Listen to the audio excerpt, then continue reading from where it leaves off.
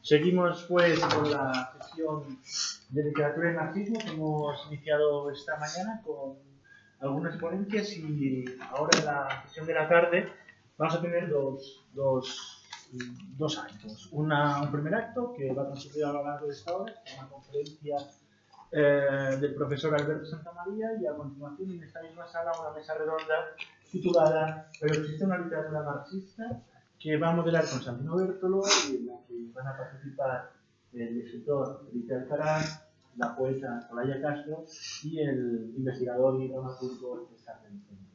Ahora, puedo empezar ya, ¿no? Sí, ahora, como digo, el profesor Alberto Santamaría, profesor de la Universidad de Salamanca, en teoría del arte, en la Facultad de Bellas Artes, ¿verdad? Si no me equivoco, nos va a ofrecer una conferencia titulada Los mundos inmóviles, destruiré yo mismo, Marx, poesía, romanticismo. Sin más, le doy la palabra. Muchas gracias por aceptar la invitación de la Fundación de Investigaciones Marxistas, y tienes la palabra. Bueno, buenas tardes a todos y a todas, repito. Para mí es un placer, de verdad, estar aquí y compartir este rato y en este ciclo, ¿no? que es inabarcable, ¿no? de conferencias y repensar, ¿no? lo que supuso y lo que supone, ¿no? el pensamiento de Marx, con Marx, incluso en una conexión contra Marx, ¿no? También puede ser. Quiero agradecer a David la presentación, también quiero agradecer a Eduardo Sánchez la invitación y la Fundación de Investigaciones Marxistas en general, el que yo esté aquí, y sin más voy a comenzar esta conferencia, ¿no? Voy a comenzar con unos versos que dicen: los mundos inmóviles destruiré yo mismo, porque no los puedo recrear, porque no escuchan mi llamada, enmudecidos por el conjuro. Estos versos fueron escritos en 1837 y forman parte de un poema más extenso, más amplio, titulado Emociones, y está dedicado a Jenny von Westphalen. 1837, el mismo año en que Leopardi agonizaba en las laderas de Vesubio, el mismo año en el que Heine publicaba Espíritus Elementales, o que Hölderlin atravesaba, ¿no? el pantano de la locura. El autor de estos versos, como pueden imaginar, no es otro que Karl Marx. Ahora que conocemos el nombre del autor de estos versos, bien podríamos dedicarnos, ¿no? detenernos a penetrar en ellos, hacer alguna pirueta hermenéutica que nos permita penetrar en lo que quieren decir, desentrañar su sentido profundo, las líneas de fuga que están en el poema de Marx, o las venas biográficas que lo cruzan, ¿no? Preguntarnos, por ejemplo, cuáles son esos mundos sordos e inmóviles, ¿no? que cautivan con el hechizo y que poéticamente el autor del poema se pretende destruir, ¿no? ¿Cuál es eso? Como digo, podría ser una opción, incluso daría para un seminario, ¿no? Ese fragmento. Pero en lugar de eso, mi intención no es detenerme eso, sino que lo cierto es que, más allá de eso, estos versos serían incalculables ahora mismo, la cantidad, como digo, de formas de interpretarlos. Pero si nos detenemos desde otro punto de vista, lo que nos damos cuenta es que estos versos, y algún otro que podemos comentar, nos conducirían irremediablemente a una única fuente común, ¿no? Y esa fuente común es el romanticismo, ¿vale? Entonces, aunque sea un poco extraño, y ahí voy a dedicarme a ello, el marco de lectura inicial de lo que voy a comentaros es el romanticismo. Y dicho esto, es cierto que el eje, el subtítulo de la conferencia, que es Marx, poesía, romanticismo, en modo de numeración, me parece en buena medida un trabalenguas o incluso un oxímoron, ¿no? Marx, poesía, romanticismo, parece cosas como que no encajan en el universo marxista, ¿no? Y es evidente que yo no soy ni un experto en Marx, sino más bien alguien cercano a la tradición marxista, ¿no? Sobre que también daría para otro seminario, otra lectura. Bien, como digo, el romanticismo como espacio histórico representa un fracaso a diversos niveles, de eso luego lo hablaré, ¿no? Sin embargo, como digo, no me voy a detener en los fracasos o posibles triunfos del romanticismo, sino que el tiempo que me queda lo voy a dedicar El tiempo de esta charla lo voy a dedicar a dos líneas de investigación o 2 líneas de trabajo, ¿no? Que considero que están estrechamente conectadas. Por un lado, el Marx poeta, algo quizá anecdótico, como veremos, y superficial, pero que sin embargo se conecta con una segunda línea de lectura que también me interesa notablemente, ¿no? Y es entender el romanticismo como una fuente de la que Marx se nutre y se nutrirá en diversos momentos. Para ello, sigo una tesis de un gran teórico desde el punto de vista del marxismo, que es Michael Lowy. Michael Lowy, en un libro muy recomendable titulado Rebelión y Melancolía, el romanticismo como contracorriente de la modernidad, escribe que el romanticismo es una de las fuentes olvidadas de Marx y Engels. Una fuente que es tal vez tan importante para su trabajo como el neo-hegelianismo, el hegelianismo alemán o el materialismo francés. Es una tesis un poco fuerte de Lowy. Lowy, y bueno, este libro está escrito entre Lowy y Robert Sayre, quizá buscan, y es un poco también lo que tenemos de fondo, una conexión excesivamente causal, ¿no?, entre romanticismo y Marx, ¿no? Muy interesante, por otro lado, pero es muy, desde este punto de vista un poco que podemos denominar causal, ¿no? Y en realidad podríamos verlo, y es un poco lo que yo quiero hacer aquí, como una perspectiva que podemos denominar, perdóname por la palabra, desparramada, ¿no?, que es quizá en algún sentido como incluso en algún momento lo leyó Paco Fernández Güell, ¿no? No hay una lógica limpia que permita indagar causalmente, ¿no?, el romanticismo y Marx, sino que más bien el romanticismo tal y como aquí lo vamos a entender, se desparrama como una mancha de aceite, ¿no?, a lo largo del pensamiento de Marx, ¿no? Es decir, lo que me propongo partiendo de la tesis de Michael Lowy es indagar esta parte inicialmente, ¿no? Es indagar cómo él postula el hecho de que hay una presencia notable del romanticismo en Marx, y en lugar de indagarlo desde ese punto de vista causal que él propone Michael Lowy, que es muy interesante por otro lado, verlo más bien como una lógica desparramada. Es decir, el hecho de que el romanticismo aparece en Marx en diversos momentos, impregna algunas ideas, tiñe otras, se filtra en otros textos y en algunas ocasiones no aparece, ¿no? Es decir, una especie de extraño horizonte sobre el cual se mueve este romanticismo desparramado en Marx, ¿no? Esto evidentemente es una, como pueden imaginar, es una investigación inabarcable, ¿no? Aquí solamente voy a dar una serie de pinceladas, ¿no?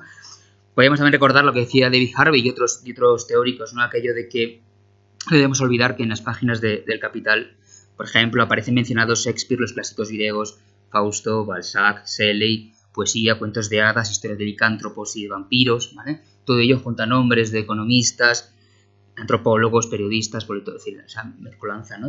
Y ahí esa idea de lo desparramado que decía inicialmente. Dicho esto, por lo tanto, lo que quiero desarrollar son esas dos líneas, ¿no?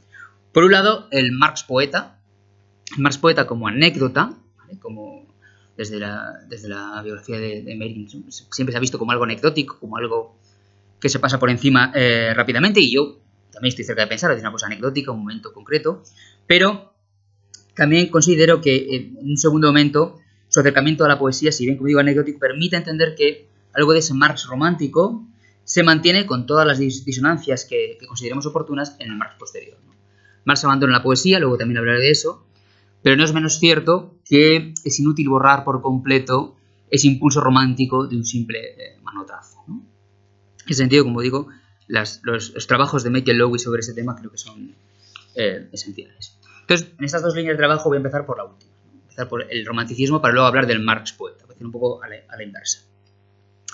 El romanticismo, como todos y todas sabéis, ha sido o ha estado inevitablemente presente en la tradición marxista. Así lo podemos observar en Rosa Luxemburgo, en Lukács, en Gramsci, en Walter Benjamin, por ejemplo, del romanticismo del revés que decía, la Escuela de Frankfurt, la tradición inglesa de Raymond Williams, incluso de alguna forma en algún momento en Manuel Sacristán, mencioné anteriormente a Paco Fernández Güell, y por supuesto en Michael Lowy. En algunos casos esta presencia romántica es ambigua y en otros supone una apertura crítica, yo creo, y sensual muy altamente interesante, ¿no? Pienso, por ejemplo, por una anécdota rápida, la presencia de Novalis o Goethe en Gramsci, por ejemplo, ¿no? Esas referencias que él hace a estos autores románticos. Pienso en concreto en un texto de Gramsci que se titula Socialismo y Cultura, donde en ese texto parte de, tiene muy en cuenta al poeta romántico Novalis, la idea de novelsiana y romántica de hacerse dueño del propio yo trascendental, ¿no? Porque solo a partir de un profundo conocimiento del yo es posible llevar a cabo una transformación de la realidad. Aquello de Goethe, dentro de mí encuentro muchos mundos, ¿no? Y esta era, como digo, una idea común en los primeros románticos, luego hablaré también de esto, y es esta producción que podemos denominar de una intención de crear una nueva política de lo sensible, que es una cosa que está muy presente en los románticos. Gramsci, por ejemplo, se vale de Novalis para desarrollar su posición acerca de la cultura en medio de la política, ¿no? Y es una de las fuerzas, como digo, del romanticismo. Partiendo de Novalis, Gramsci, por ejemplo, señala que la cultura es disciplina del yo interior, apoderamiento de la personalidad propia, conquista de superior conciencia por la cual se llega a comprender el valor histórico que uno tiene, su función en la vida. El hombre es, sobre todo, espíritu, o sea, creación histórica y naturaleza. Esto lo dice Gramsci a partir de Novalis en ese texto de Socialismo y Cultura, ¿no? La conciencia crítica del yo es la que nos permite llevar a cabo proyectos colectivos, diría, en cierta medida, partiendo de esa idea de Novalis, ¿no? Pero bueno, si nos situamos en esto que una anécdota breve, ya me he extendido más de lo que pensaba. El romanticismo, como digo, es un concepto, por llamarlo así, complejo, ¿no? En sí mismo, ¿no? Y ante la pregunta ¿qué es el romanticismo? Si hiciéramos un recorrido histórico veríamos esas complejidades, hasta incluso Lovejoy decía aquello de que el hecho de que tengan tantas definiciones de romanticismo es que por el romanticismo no existe, ¿no? El romanticismo no es válido, ¿no? Como concepto. Lowy dice creo que una definición muy acertada o muy interesante de lo que es, ante la pregunta ¿qué es lo romántico? Lowy, ese texto en el que habla sobre el Marx romántico, dice, ante la pregunta como ¿qué es lo romántico? Dice, enigma en apariencia indescifrable, el hecho romántico parece desafiar el análisis no solo porque su profusa diversidad resiste los intentos de reducción a un denominador común, sino también y sobre todo por su carácter legendariamente contradictorio. A la vez revolucionario y contrarrevolucionario, individualista y comunitario, cosmopolita y nacionalista, realista y fantástico, retrógrado y utopista, rebelde y melancólico, democrático y aristocrático, activista y contemplativo, republicano y monárquico, místico y sensual. Contradicciones que atraviesan no solo el fenómeno romántico en su conjunto, sino la vida y la obra de un único y mismo autor, y a veces un único y mismo texto. Esta es la que dice Michael Lowy. Ahora bien, la contradicción no debe entenderse, o creo que no debe entenderse, a mi juicio, como una definición, ¿vale? Es decir, no se puede decirse que la contradicción es la esencia del romanticismo, sino que más bien al contrario, ¿no? Es decir, el hecho de que la contradicción es la respuesta a un estímulo externo, es decir, el estímulo de las transformaciones sociopolíticas de la época, pero también culturales y tecnológicas, ¿no? El romanticismo no es una respuesta, quizá, directa a la ilustración, sino quizá, al contrario, la búsqueda en los pliegues de la ilustración, dentro de lo cual, paradójicamente, el impulso romántico, bueno, luego se forma. Supone, por decirlo así, el romanticismo, la apertura de grietas en la fina piel, ¿vale? En la fina y homogénea piel de la ilustración, ¿no? Por lo tanto, el romántico, como digo, acepta algunas de las transformaciones de la ilustración, ¿vale? Pero asimismo se ve necesitado de un reverso de esas mismas transformaciones, ¿no? Para el ser humano, digamos, se debe complementar la parte racional, por resumirlo abruptamente, de la racionalidad ilustrada con un programa donde la espiritualidad y la parte irracional implique una transformación más amplia, ¿no? Por lo tanto, lo que supone dicho de otra forma, lo que supone el romanticismo, y esto que aquí vamos a conectarlo con esto que contaba antes de la nueva política de lo sensible, lo que supone el romanticismo es un rechazo frontal, y eso que podemos rastrear en muchos autores, a la comprensión liberal ilustrada según la cual la sociedad ha de guiarse a través del modelo de la sociedad de mercado. Creo que es una cosa que luego también podemos comentar, ¿no? La idea de la sociedad ocupada y del trabajo automotivado, ¿no? Esas creaciones del siglo XVIII de la moral del comercio, ¿no? Fenómenos todos ellos vinculados a las transformaciones, como digo, sociopolíticas del siglo XVIII. Voy a resumir. Hay dos, por ejemplo, podemos poner dos conceptos. Dos conceptos que los románticos encuentran, o ante los cuales los románticos se ponen, digamos, en guardia, ¿no? Esos conceptos son el de utilidad y el de interés, ¿vale? Son dos términos que para buena parte de ese romanticismo, que luego comentaré de qué romanticismo en concreto quiero referirme, son claves, ¿no? Y de alguna manera estos términos están también presentes en la propia obra de Marx, ¿no? En cierta medida. No quiero decir, evidentemente, que es una causa-efecto, no quiero decir que Marx tome, luego cuando cierre esto lo comentaré también, voy a decir, al final diré lo que está detrás de esta idea. No quiero decir que Marx tome directamente las críticas románticas a la utilidad y al interés de la obra de los autores románticos, sino que de alguna forma está en esa especie de idea vagabunda que va moviéndose, digamos, como esa mancha de aceite que contaba al principio, ¿no? El de utilidad, por ejemplo, es un concepto que quizá es más cuestionado en el momento en el que Marx ha tenido un contacto más cercano, más directo con el romanticismo, en los manuscritos de 1844, hay una crítica, en cierta medida, el concepto de utilidad, que de alguna manera, como digo, estaba presente en Schiller, estaba presente en Diderot, ¿vale? Y en la poesía de William Blake también estaba presente ese concepto ese cuestionamiento, la idea de utilidad, o incluso recordamos las críticas de Schiller a la división del trabajo, por ejemplo, ¿no? Y la fragmentación del ser humano en su separación de la naturaleza, ¿no? Más adelante, en el Grundrisse y en el Capital, ese concepto de utilidad ya no es tan cuestionado, sino que, bueno, digamos, no es visto tan negativamente, ¿no? Y hay una transformación. Quizá donde sí se mantiene esa crítica que podemos relacionar o podemos entrelazar con el romanticismo es en el concepto de interés. El concepto de interés son los conceptos que los románticos, o una parte de los románticos, cuestionan de un modo importante y radical. Y yo creo que, por ejemplo, aquí, donde podemos buscar esa conexión, hay dos textos que a mí me parecen muy interesantes. Quizá no son demasiado citados en este contexto, pero me parecen muy buenos para referirnos a estas cuestiones del interés. Luego me quiero extender con esta idea, que es el texto de Agnes Heller, de la teoría de las necesidades en Marx, donde ella desarrolla ese concepto de interés dentro del marxismo, o el de Pierre Rosanvallon, el capitalismo utópico. Son dos textos donde el tema del interés tiene una vinculación con esas ideas del romanticismo, ¿no?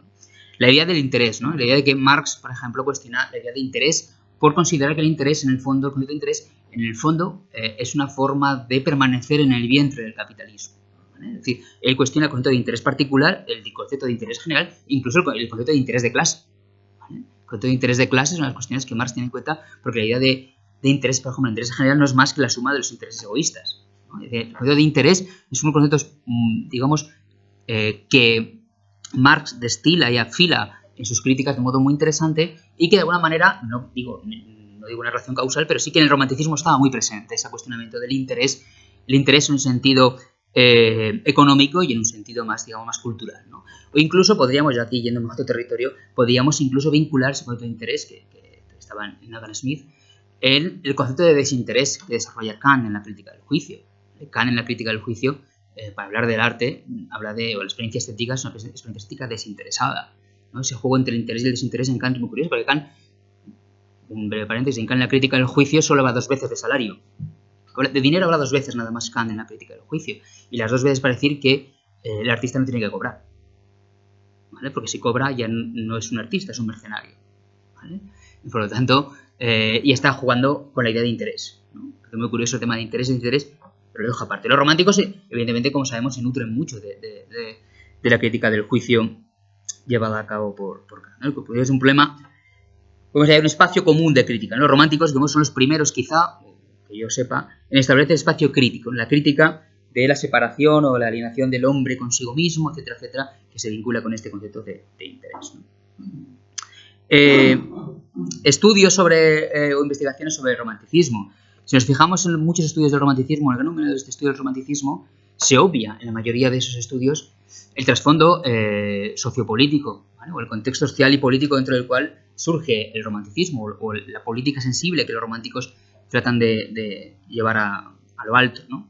La mayoría se toma el romanticismo como una especie de carnaval de estilos, ¿no? Una especie de ámbito de estilo, o el tema, o las dicotomías, ¿no? Clasicismo, romanticismo, racional o irracional, o bien en los estudios en los cuales se tienen en cuenta las transformaciones, por ejemplo, la revolución industrial, la mayoría de ellos se toma esas modificaciones o ese trasfondo de la revolución industrial, por ejemplo, no como un elemento político esencial en su obra, sino como una especie de renovación de imágenes. Los románticos toman la revolución industrial como una especie de renovación, ¿no? Según muchos estudios estos en torno a cómo los románticos introducen en sus poemas metáforas vinculadas a las transformaciones sociales, no como algo nuclear en este sentido, ¿no? Como digo, Michael Lowy, y creo que está en lo que se pregunta, ¿no? Es tan sencillo, ¿no?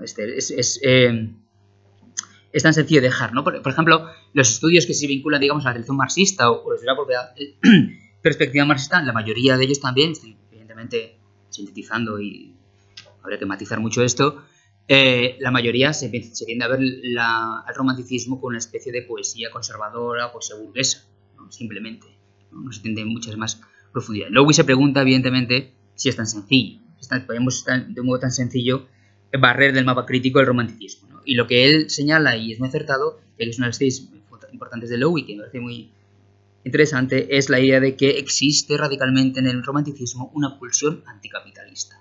Es una de las tesis duras de Lowy que es muy interesante desarrollar, ¿no? De hecho, Lowy en los 80 publicó un texto titulado Romanticismo anticapitalista, que posteriormente él mismo cuestiona porque dice que es una especie de redundancia. El romanticismo es anticapitalista, no existe la posibilidad de reducirlo, ¿no? Es decir, el romanticismo desde mi punto de vista es anticapitalista por esencia, ¿no? Entonces, el romanticismo es, digamos, la primera oposición cultural en este sentido a la sociedad entendida como sociedad de mercado, es decir, donde las relaciones, ¿no?, sociales son plenamente cosificadas, ¿no? Desde esta perspectiva, el romanticismo puede verse, como digo, como una estructura mental colectiva que parte de la transformación individual y tiende radicalmente hacia una posición colectiva. Así pues, no solo hemos de hablar de literatura o arte cuando hablamos de romanticismo, sino también extenderlo al pensamiento político, económico, sociológico, etcétera, etcétera. Hay un elemento también muy interesante en el texto de Lowy sobre el romanticismo, que es el origen. Esto es difícil quizás de sintetizar previamente, pero es el origen, ¿no? Por decirlo, digamos, un modo abrupto. Todos los románticos, el núcleo, digamos, primero del romanticismo, ahora también hablaremos de esto, la mayoría, o su núcleo, son personas que han sido formadas, criadas, digamos, ¿vale?, bajo el capitalismo, ¿vale?, el capitalismo incipiente, el capitalismo de primera hornada, por decirlo así, del siglo XVIII. Son criados ahí. Y entonces la paradoja se da en que el capitalismo les da las riendas del individualismo, ¿vale?, y usan ese individualismo para buscar la salida crítica hacia el capitalismo, una especie de bucle, ¿no? Lowy dice, el capitalismo suscita individuos independientes para cumplir funciones socioeconómicas, pero cuando esos individuos se convierten en individualidades subjetivas que exploran y desarrollan su mundo interior, sus sentimientos particulares entran en contradicción con un universo fundado en la estandarización y la cosificación. Y cuando estos individuos reclaman el libre juego de su facultad de imaginación, chocan con la chatura extrema del mundo engendrado por los vínculos capitalistas. El romántico representa al respecto la rebelión de la subjetividad y de la afectividad reprimidas, canalizadas y deformadas. Una especie de bucle en el que, digámoslo así, el romántico o el romanticismo sería una especie de hijo de ese liberalismo, pero al mismo tiempo que ese liberalismo le da las vías o las formas de establecer el cuestionamiento del capitalismo. Entonces, el romanticismo queda así como una especie de pulso oposicional a la sociedad constituida como sociedad de mercado, despolitizada, sometida a la geografía de los precios, a los modos de individualismo y competitividad que dan forma a la sociedad ocupada y al trabajo automotivado, que tiene mucho que ver, como decía antes, con lo que es la moral del comercio, ¿no? Hay muchos textos vinculados con esta idea que creo que es muy interesante y que está detrás del impulso del romántico, ¿no? La idea de que el romanticismo se sitúa frente la aceptación normalizada de la moral del comercio, ¿no?, defendida por Hume, por Adam Smith, por Montesquieu. La idea de que los románticos se oponen a los propagandistas de la moral comercial como moral natural. La idea que se propaga en el siglo XVIII de que el comercio traería todas las bondades, ¿no? La idea de Hume de que solo donde hay libre comercio puede haber libertad para hacer arte, ¿no? Esas ideas que estaban exponiéndose en el siglo XVIII como una especie de propaganda, ¿no?, de la moralidad, de la moral del comercio y del espíritu comercial, ¿no?, que es uno de los textos, creo que Montesquieu, más interesantes al respecto. Y aquí podríamos poner ejemplos, ¿no?, un poema de William Blake, incluso de Wordsworth, la novela que es maravillosa, de las memorias del señor Snabelepowski de Heine, las novelas de Jean-Paul Richter, en un caso, o Thomas Carlyle. Vemos que Thomas Carlyle es uno de los autores que Engels y Marx, ¿no?, tienen muy en cuenta en determinado momento de su trayectoria y se vincula con esta tradición romántica, ¿no? Thomas Carlyle, que luego, la anécdota, ¿no?, de que Coleridge toma las ideas de cuando Thomas Carlyle, bueno, cuando están en Alemania, de Schelling, llevan a Reino Unido, y Reino Unido llegan a Emerson, ¿no?, esa especie de extraño círculo de ideas de que se están nutriendo en Alemania en esa época, y cómo llegan a Estados Unidos sería también para otro momento, ¿no? De esta forma, en el romanticismo hay ese choque entre cultura y civilización también, ¿no? El romántico defiende la cultura entendida como una especie de fuerza transformadora frente a la idea de la civilización como herramienta consensual, homogeneizadora, incluso como hegemónica, ¿no? Por ello, como digo, Lowe entiende el romanticismo, la expresión romanticismo anticapitalista como una especie de pleonasmo, como una redundancia absoluta. Es decir, que el romántico, o la perspectiva que tiene el romanticismo es esencialmente anticapitalista. Ernst Fischer, por ejemplo, en una obra que se llama La necesidad del arte, un enfoque marxista, escribe: lo que todos los románticos tenían en común era la antipatía por el capitalismo. La necesidad del arte es un libro que se titula Un enfoque marxista. ¿Vale? La idea de que los románticos tienen en común su antipatía por el capitalismo. Unos lo ven desde un punto de vista aristocrático, otros bajo la perspectiva plebeya. Una creencia faustiana, dice Fischer, o byroniana en la naturaleza insaciable del individuo. Esta postura también la hallamos en Raymond Williams y, como digo, también en Lowe. Un caso particular interesante que evidentemente hay que mencionar es el de Lukács. Lukács es de los pensadores marxistas que consideran el romanticismo como una corriente reaccionaria, y bueno, lo es, luego lo comentaré, cuyo camino lleva realmente a la derecha y al fascismo, ¿no? No obstante, tiene el mérito de haber creado, eso, bueno, podemos suponer, la expresión anticapitalismo romántico, ¿vale? Es decir, que pues, la expresión es de Lukács, ¿no? Para designar, Lukács designa el conjunto de las formas de pensamiento en las que la crítica a la sociedad burguesa se inspira en la nostalgia del pasado. ¿Vale? Esto es el tema de la nostalgia del pasado que todavía no he tocado, que es importante también, ¿vale? De los románticos, ¿vale? Ahí está el debate también del realismo, ¿no? De Balzac y Dickens, ¿no?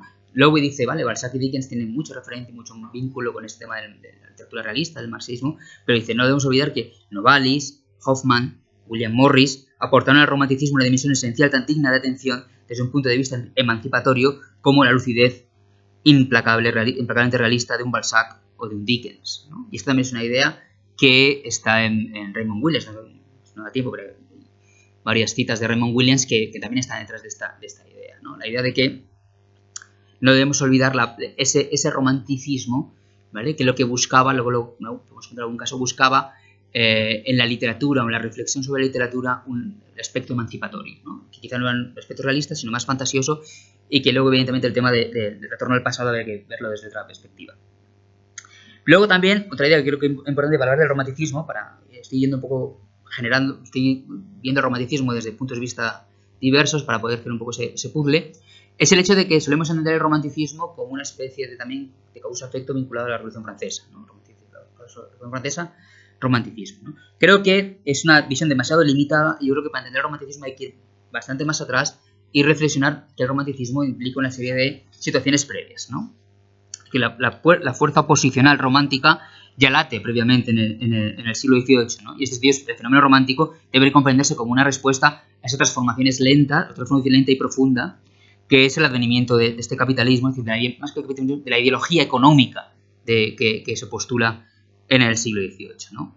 Y ahí ya tenemos momentos en medio del siglo XVIII, como digo, de un auténtico romanticismo, ¿no? Durante ese periodo, el desarrollo de la ideología económica, con todo su aparato disciplinario y sentimental, ¿vale? Porque es una cosa que nos olvida en ocasiones, y además que no debemos olvidar también que el capitalismo del siglo XVIII, no debemos olvidar que si leemos atentamente los sentimientos morales de Adam Smith o La riqueza de las naciones, pero también si leemos otros textos de Montesquieu, de Adam Ferguson, etc., la tradición esta incluso la escocesa, el tema de los sentimientos y las emociones vinculadas al capitalismo están ahí insertas. Es decir, hay un elemento propagandista vinculado a las emociones y los sentimientos para crear esa moral, ¿no? Esa moral de la virtud del capitalismo. Trae aquí, no me va a dar tiempo, pero trae aquí dos textos que me parecen muy curiosos para que entendiésemos un poco lo que estoy diciendo, ¿no? Trae aquí un fragmento de los sufrimientos del joven Werther, comparado con un texto un poco anterior de Adam Smith de la teoría de los sentimientos morales, ¿no?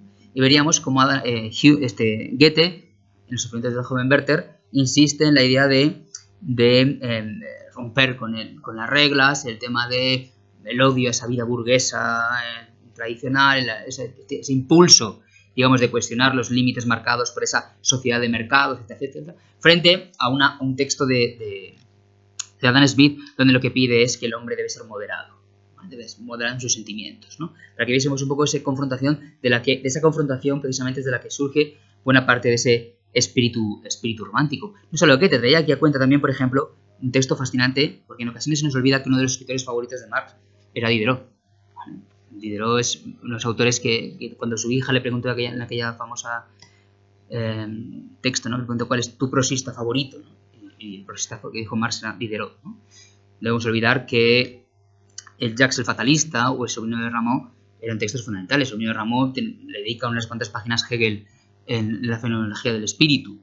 El Sobrino de Rameau es una historia, bueno, fascinante en muchos sentidos. Y hay varias cartas entre Marx y Engels precisamente sobre el Sobrino de Rameau, es decir, de Diderot. Diderot juega un papel importante. Sobre todo trae aquí el hecho de que además Diderot es un personaje de los pocos de esa época que no proviene de la burguesía o de la clase alta. Su padre era cuchillero. Diderot no es un personaje, digamos, ese típico escritor de esa época, ¿no? de clase más elevada. Diderot, sobre todo, traía un texto que es el trabajo de refutación del Vecio, ¿no? En el que lo que dice Diderot del Vecio es que, básicamente, literalmente, del Vecio dice: hete aquí el discurso de un hombre rico que nunca ha visto peligrar su cena, ¿no? Y lo que dice básicamente Diderot es una idea de individualismo que también deberíamos, eso lo estudia bien Rosa Mayo, vincular al concepto de individuo en Marx, ¿no?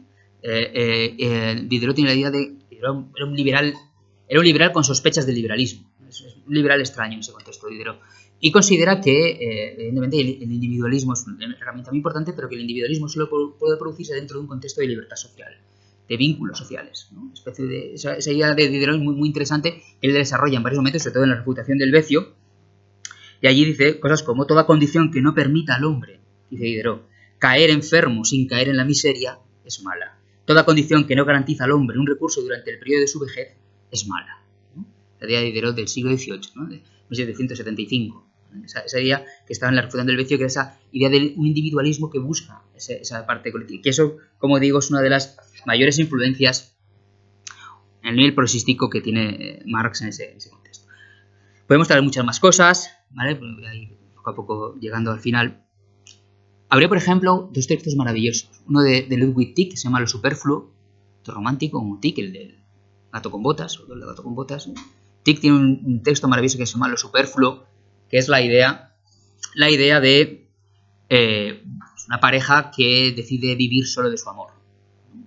Y entonces consideran que todo es superfluo, ¿no? Entonces, bueno, pues acaban quemando la escalera que conecta la planta baja con la de arriba, porque no tienen que comer, y queman la escalera, y entonces inventan que la escalera es un subterfugio conceptual de la gente racional, que para qué queremos escaleras, ¿no? Entonces, bueno, pues estas ideas de lo superfluo están ahí presentes, y sobre todo un autor que a Marx le interesó muchísimo, que es Eta Hoffmann. Leyó mucho de Eta Hoffmann, y hay un libro que se llama un cuentito que se llama El enano Zacarías. Y el enano Zacarías de Hoffmann es maravilloso, es un cuento de un príncipe alemán que se va de viaje por Francia y vuelve a su pueblo, a su reino, y dice que ha descubierto la ilustración.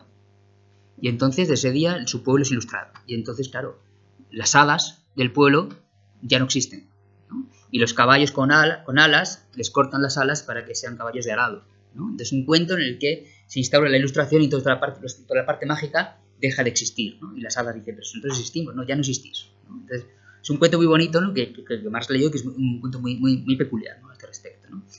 Retomando las palabras de Michael Lewis, el romanticismo representa una crítica de la modernidad, es decir, de la civilización capitalista moderna, en nombre de ideales o valores de pasado, de capitalista o moderno. Y esta otra parte, evidentemente, ¿vale? La otra parte del romanticismo es la defensa de los valores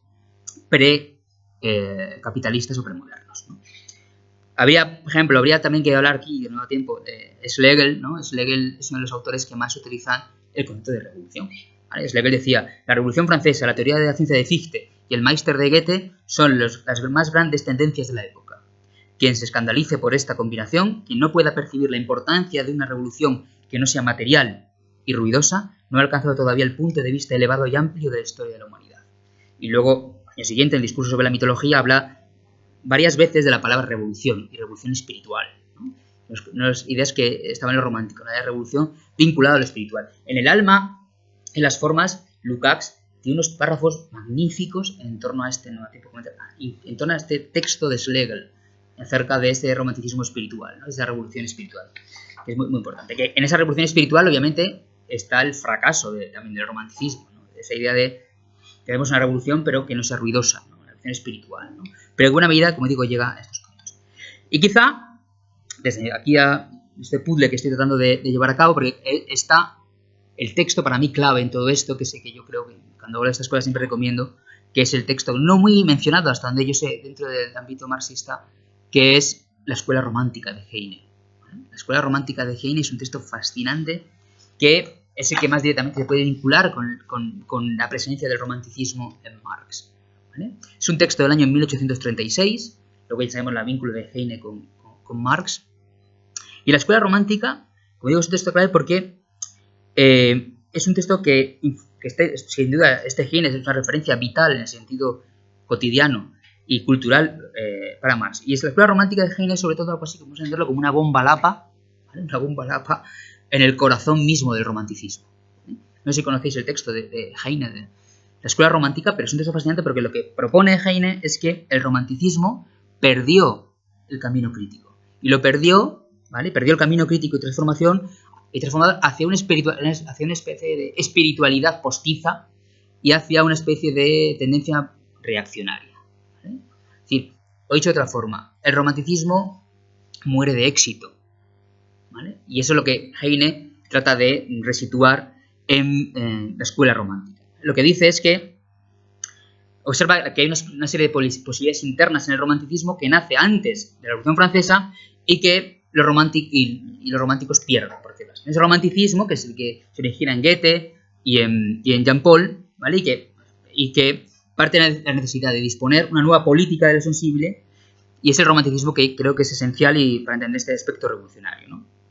Heine decía: es imposible comentar la literatura alemana más reciente sin penetrar profundamente en el terreno de la política, ¿vale? Es decir, es una idea que tenía Heine muy clara y que está presente en este contexto. ¿Qué pasa con los románticos? Que el impulso revolucionario del romanticismo, ese impulso espiritual, que debía luego derivar en un impulso, digamos, material, ¿no? Que es un poco la idea de los románticos, cae de fondo. ¿Por qué? Porque hay, aparte de cuestiones evidentemente sociales y políticas, ¿no? como el ámbito de la guerra napoleónica, etcétera, etcétera, está el hecho de haber perdido esa fuerza y haberla desviado hacia una especie de, como digo decía antes, de espiritualidad postiza, ¿no? Pongamos un ejemplo. Los Schlegel, que habían sido los más grandes impulsores del aspecto revolucionario de la juventud revolucionaria a finales del siglo XVIII, los dos se convierten al catolicismo y acaban defendiendo la Santa Alianza, ¿no? Y claro, Heine dice, este no era el camino del romanticismo, ¿vale? El camino del romanticismo no era decir, en el siglo XIX, al final del XVIII, hay que acabar con el Estado, hay que crear una nueva forma de individuo en comunidad y luego acabar defendiendo la Santa Alianza, ¿no? Es decir, ¿qué pasó ahí? Heine en el libro se interroga. Es decir, lo que tenemos que recuperar es ese espíritu político que tenía el romanticismo. Ese es el trasfondo, ¿no? Y ese es un libro que Marx conoce y que discute con el propio Heine, ¿vale? La relación entre Heine y Marx es muy conocida. En el año 1844, conviviendo, por decirlo así, entre comillas, con Marx, es cuando Heine escribe: mis versos han de respirar una política más alta. Y ahí Heine, esa presencia y la admiración, ¿vale? Que tenía aquí unos versos que no voy a leer, la admiración que tenía Marx por los poetas, que es una cosa que los biógrafos siempre destacan, ¿vale? Tenía una especie de, sobre todo cuando estaba en París, una admiración porque entendía que los poetas eran los que podían imaginar un futuro mejor, que los poetas eran unos genios. Tenía una especie de verdadera admiración por el genio poético y en concreto una admiración muy fuerte por Heine, ¿no? O, por ejemplo, cuando cierra el periódico La Nueva Gaceta Renana, cierran con un poema de Ferdinand Freiligrath sobre, que dice: pues el espíritu humano no hay quien lo mate, pronto me veréis de nuevo erguida, pronto volveré como siempre combativa, ¿no? Es decir, la Gaceta Renana se cierra con un poema, ¿vale? Es decir, la presencia de los poetas siempre estuvo, y los poetas románticos siempre estuvo en el trasfondo. ¿Vale? Bien, evidentemente Marx, ahora comentar esto, a partir del 45 aproximadamente, pierde un poquitín esta presencia, se diluye, como decía al principio, se desparrama, ¿vale? No es tan obvia, se va desparramando. Por ejemplo, el Manifiesto Comunista, evidentemente, Marx rechaza como reaccionario todo sueño de volver al artesanado, a otras formas precapitalistas de producción, es decir, hay una especie de crítica a ese trasfondo del romanticismo. Pero lo que decía antes, Heine también cuestiona ese romanticismo, ¿vale? Es decir, Heine tiene muy en cuenta que ese romanticismo de volver al pasado precapitalista, Edad Media, con toda la ritualidad, a lo que lleva es a defender la Santa Alianza, ¿vale? Es el problema, es decir, que lo que hay que buscar es otra forma de entender esa revisión del universo precapitalista, por decirlo así, que también en algún momento está en ese reverso. Por ejemplo, cuando en el Capital Marx dice que el capitalismo es como un sistema que transforma cada progreso económico en una calamidad pública, ¿no? Pues ese trasfondo, ese elemento desparramado, ¿no? Que estoy un poco sintetizando y que está en otros momentos, ¿no? En los años, por ejemplo, en los años 50 hay varias cartas entre Engels y Marx destinadas a hablar y reflexionar sobre Thomas Carlyle, que es otro de los personajes importantes, no como poeta, pero sí como romántico, ¿no? Que dice Thomas Carlyle tiene una presencia importante en los años 50 en el pensamiento, y que Thomas Carlyle evidentemente tiene unos posicionamientos marcadamente románticos. En muchos sentidos es la forma de repensar la sociedad y las formas de sentir, ¿no? Y más influye notablemente. Hay una carta del año 1882, o sea, próximo ya a la muerte de Marx, en la que dice Engels, hablando de la Ilustración, dice: el prejuicio de la filosofía de la Ilustración, según la cual es obligatorio que a partir de la Oscuridad Media tenga lugar un progreso constante hacia lo mejor. Eso impide ver no solamente el carácter antagónico del progreso real, sino también algunos de sus reveses. ¿Veis? Ese elemento, digámoslo así, desparramado, ¿no? Que por el tiempo igual estoy sintetizando demasiado, luego tal. Y voy a acabar, ya porque tenía más, pero ya voy callándome, con el más poeta, ¿vale? Ahora voy hacia atrás, ¿vale? Vamos hacia atrás. He contado un poquitín la influencia del romanticismo, el puzzle que podemos hacer de presencias.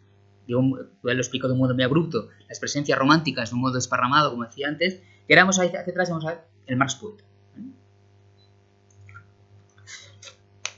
Para entender, como digo, esta presencia desparramada.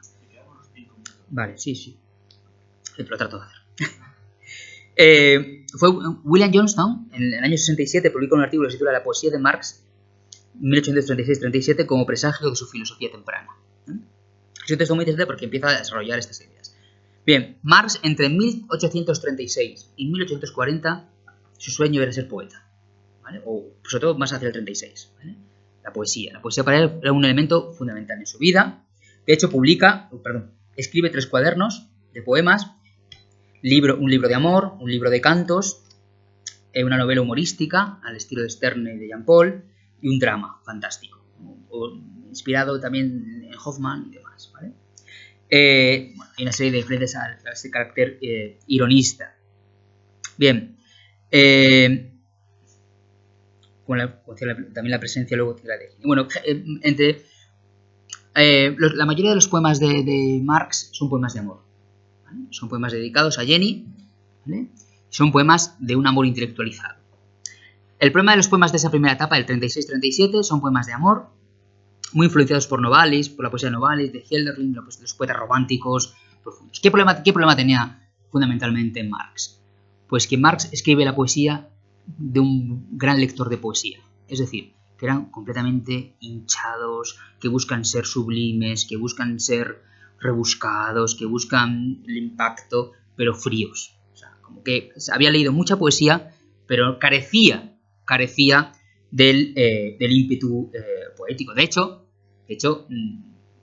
intentó publicar con Chamisso, con Bettina von Arnim, con todos los nombres importantes del romanticismo, y nunca le publicaron, ¿vale? De hecho, solo publicó 2 poemas en una revista de segunda, ¿vale? Y cuando esto ocurrió, fue en el año 1841, cuando ya había dejado de ser poeta.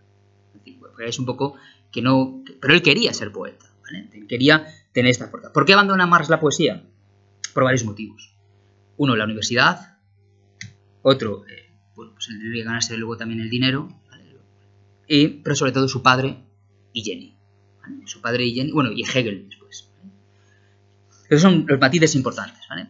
Para ser justo, bueno, el primer crítico de su propia poesía es Marx, ¿vale? Marx se da cuenta él mismo de que su poesía le falta algo. Pero quizá, ¿vale? Bueno, piensa que sus padres le animan mucho a escribir poesía, ¿vale? Sus padres le animan a escribir poesía. Y su suegro es el que le mete la vena romántica, ¿vale? El suegro es el que le mete la vena romántica y le animan a escribir poesía. Su madre, por ejemplo, le manda cartas, es decir, cuando vayas de viaje, haces algún poema sobre el paisaje, ¿vale? O su padre le obliga a escribir un poema dedicado a su profesor cuando deja el instituto, ¿vale? Le obliga a escribir un poema dedicado a su profesor. Es decir, que en su casa le animaban para que fuese poeta. Quizá el primer palo lo recibe de Jenny, ¿vale? Jenny, que es la receptora de los poemas, le viene a decir, hombre, me quieres mucho, lo noto en los poemas, noto que me quieres, pero lo tuyo igual no es la poesía. Un fragmento de una carta, dice, por favor, no escribas tan amargo e irritado estilo, escribe llanamente y de modo preciso, con gracia y con humor. Por favor, corazón mío, deja que la pluma corra por las páginas y aun si en ocasiones tropiece y desafina y repite frases, ahí estarán, con todos tus pensamientos enhiestos. Deja que los participios corran y pon las palabras donde quieran. Semejante tropa no debe marchar con demasiada regularidad. Un estilo súper tieso. Y le viene a decir luego la carta, pues, déjalo. ¿Vale? O sea, luego, su padre también. Su padre se da cuenta de que no va a petarlo, por decirlo así, como poeta, que está muy por debajo del nivel de la poesía romántica de ese momento, y que dice, mira, mejor dedícate a estudiar.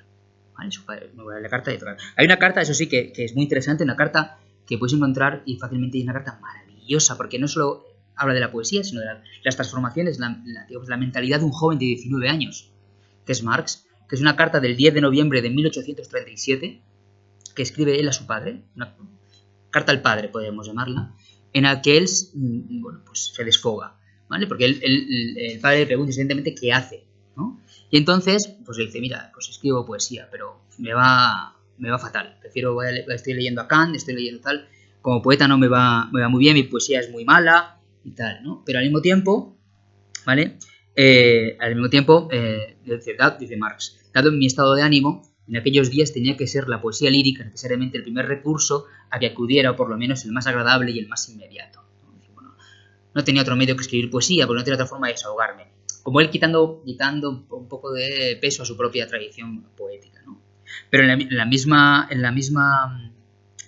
carta, ¿vale? En la misma carta dice, en otro momento dice, una vez recobrada la salud, quemé todas mis poesías y esbozos de relatos literarios con la esperanza de que de aquí en adelante podré mantenerme apartado de estas cosas sin que hasta ahora haya prueba alguna de lo contrario. ¿Vale?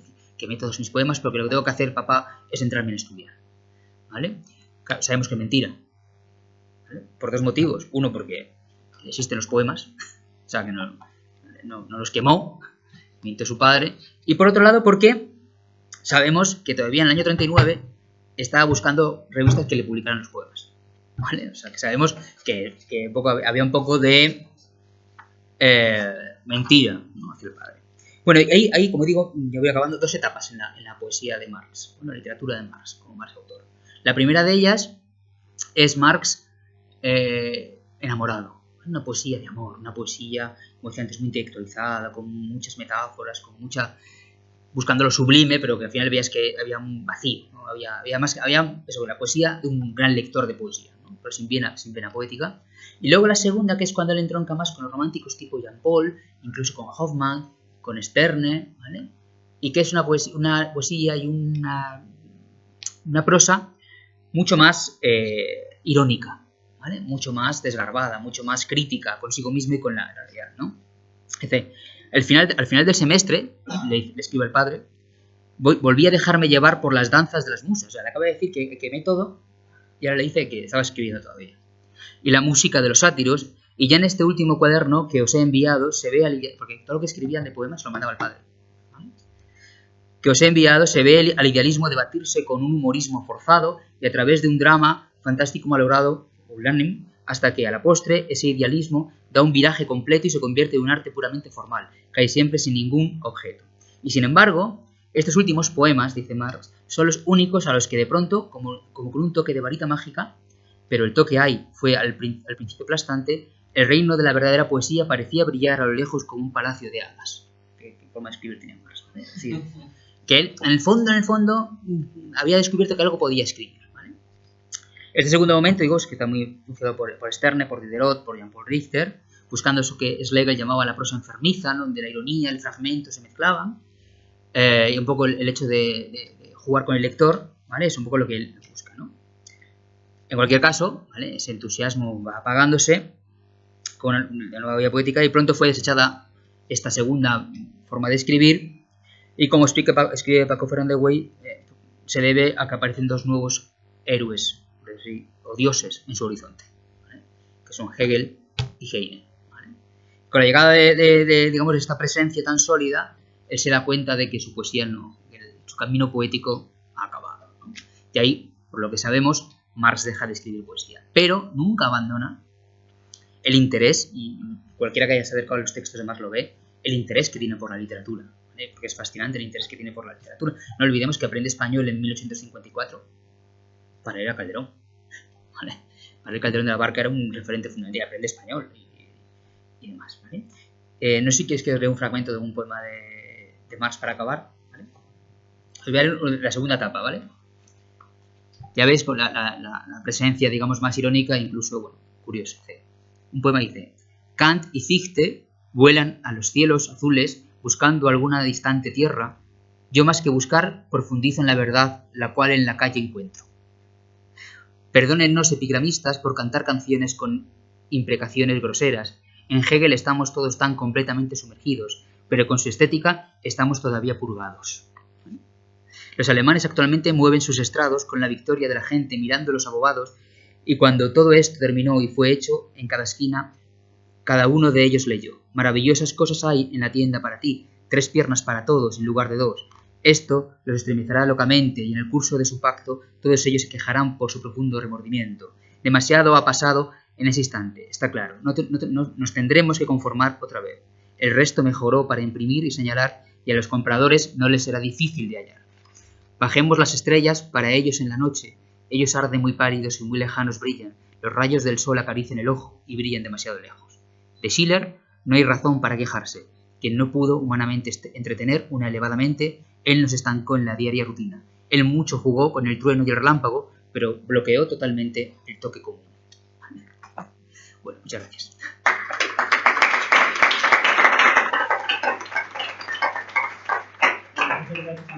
Perdona que me he pasado de tiempo y que me...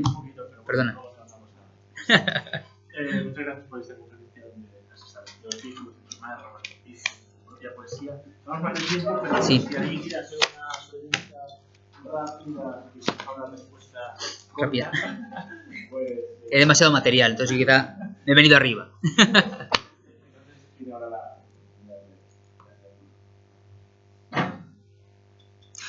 Yo sí. Una muy cortita. Sí. Pero sí, simplemente es una curiosidad. ¿Quién es el traductor de los poemas? Es decir, porque me llama la atención la sintaxis del verso con el que has anunciado, con el que titula esta conferencia, ¿no? Los mundos inmóviles de sobre ello mismo. A ver, las traducciones de la poesía de Marx son vegetales. La que tenemos en España es esta del Viejo Topo, que es una traducción hecha en México, con prólogo de Paco Fernández Güell, y es una traducción que cuesta hacer, ¿vale? Este de aquí, el verso inicial, he cogido la traducción de Paco Fernández Güell, que tradujo en un momento dado algunos poemas, pero no están recogidos en el libro, ¿vale? Es una traducción mucho mejor que esta. Imagino que el original tiene también esta sintaxis. Sí, es muy peculiar la sintaxis, sí. Lo que dices de Lowell y de la pulsión anticapitalista, ¿tiene que ver con el psicoanálisis? No, pulsión es una metáfora que utiliza, ¿no? Lo que sí quería decir, pero que igual no he comentado, es que alguna vez que he hablado de esos temas también sale a colación, y lo tenía que apuntar pero se me ha pasado, es decir que con esto no quiero decir que Marx sea romántico, ¿vale? Porque vamos, no, lo que está defendiendo que Marx no, o sea, al contrario, ¿vale? O sea, hay muchas más influencias del materialismo francés, yo creo, pero sí que lo que quiero decir es que no defiendo un Marx romántico, pero sí que el romanticismo no es una cosa que acaba en el año 40 y desaparece, sino que de alguna, a partir del año 40 lo que hace es convertirse, si queréis, en algo más líquido, ¿vale? Que se va diluyendo por el pensamiento, incluso por la escritura. Hay muchas metáforas de Marx en El Capital que son metáforas puramente románticas, desde el estilo hasta algunas de las ideas. Eso es lo que quiero decir, ¿no? Que no lo he dicho, pero quería también comentarlo. solamente un apunte muy rápido y para que quede. Sí. Una cosa que pasó antes es algo que pasó antes también en la ponencia de Rendueles y Montserrat y demás. Al igual que pones tanto énfasis en resaltar la complejidad del movimiento romántico con todas sus aristas, yo recomendaría hacer lo mismo con la ilustración, porque a veces me da la sensación de que hay una especie de lugar común que asocia ilustración, liberalismo, capitalismo, y la ilustración es un movimiento bastante más complejo y no necesariamente va de la mano del liberalismo o del capitalismo. O sea. Por eso digo que es un apunte nada más. O sea,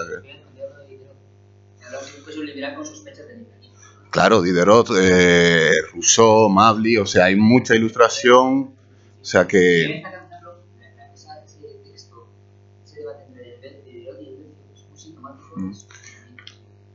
Sí, sí.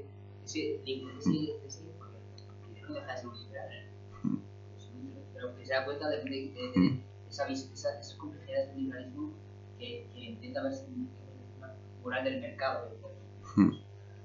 Tendrá sociedad como una sociedad de mercado. Sí, pero bueno, es... Sí, bueno, y hay dentro de la misma ilustración o del movimiento, gran movimiento de la ilustración, ahí podemos encontrar reacciones ante el avance de lo que podemos llamar un capitalismo en auge o en apogeo, o sea, no sé qué iba a decir. Nada, solamente quería... Comparamos a Hume, que es todo maravilloso. Adam Smith, una crítica a la visión de trabajo, presenta a Adam Smith, no Hume. Hume no hay ninguna crítica. Aunque hay cosas muy... Aunque es...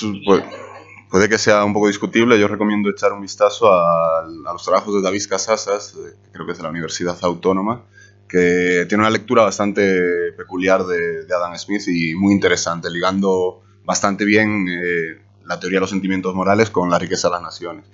Obras que tradicionalmente, según dice él, que yo no soy experto, que sean...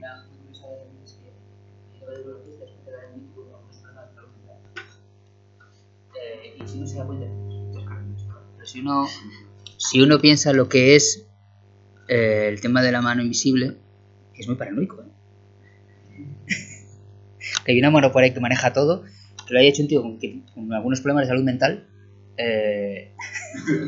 nos debería haber pensado que la ilustración tiene otras lecturas. Quería por ahí ya, sí que sacamos. Esa relación a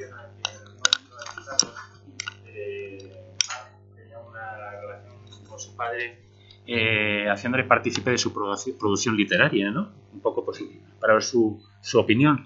Y yo lo que sí siempre he tenido entendido, a tenor de sus datos biográficos y demás, es que tuvo una relación harto complicada con su padre y muy cuestionada en cuanto a la relación de figura de autoridad, ¿no? Claro.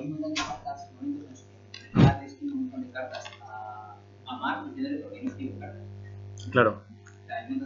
Pero no estaba en la universidad, hay una carta del padre que pone que queda mucho. Pero con el tema de la literatura hay que ser curioso porque tanto el padre como el suegro y su madre están encantados de que pase encantados. Digo, hasta un determinado en que ya tiene toda la vida y que descubrí que fuera una cuestión, pero es muy curioso cómo hace partícipe de todo. La carta del 17 es muy curiosa, cómo hace partícipe de eso. La carta de tu padre, estoy leyendo a Benjamin, estoy leyendo a Playa, estoy leyendo a Nixon, no sé qué. Me parece eso, padre de cuenta de que tiene las cartas al padre son esa carta del padre del año 37. Es alucinante, por eso decía al principio, no solo por el tema literario, que habla mucho de literatura, sino porque descubres que está leyendo en ese momento. Además, la carta es divertidísima, porque es un rollo te escribo bajo la luz que tintinea la vela, son las 4 de la madrugada, padre. Claro, no sé qué es una cosa como voy así, como el chaval de 19 años atormentado, que está escribiendo a las 4 de la mañana, ¿no? Pero es una carta alucinante.